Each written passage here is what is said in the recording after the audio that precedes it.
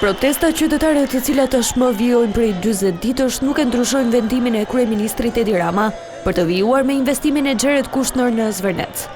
Për median italiane Corriere della Sera, kreu i qeverisë u tregua i prerë në qëndrimin e tij, ndërsa sqaroi se nuk friksohet nga tubimet. Jo, nuk kam frikë nga administrata amerikane, as nga mediat sociale, as nga turma.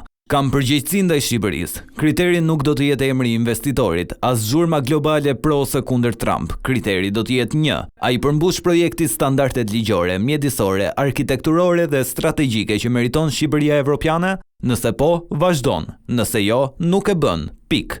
E njëjta qasje e Ramës ishte edhe sa i përket kërkesave të protestuesve për dorëheqjen e tij, duke dhënë si mundësi të vetme për largim, zgjedhjet. Në një demokraci, dorëheqjet nuk vendosen nga megafonet, por nga institucionet dhe qytetarët përmes votimit. Unë kam një mandat të qartë. Kushdo që mendon se duhet të largohem ka të drejtë të organizohet, të garojë dhe të fitojë zgjedhje. Kjo është demokraci. Një ultimatum nuk është demokraci.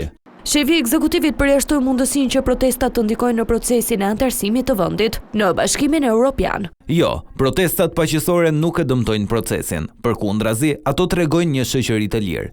Ajo që do ta dëmtonte procesin evropian do të ishte zëvendësimi i sundimit të ligjit me presionin e rrugës ose kthimi i dezinformimit në politikat publike. Për median italiane, Rama u shpreh se është i hapur për dialog me protestuesit të cilët janë realisht të shqetësuar për investimin, ndërsa pretendoi edhe një herë për ndërhyrje të huaja, të cilat sipas tij nuk vijnë nga qytetarët në rrugë, por janë ndërhyrje digjitale që përdoren për interesa keqdashëse ndaj Shqipërisë.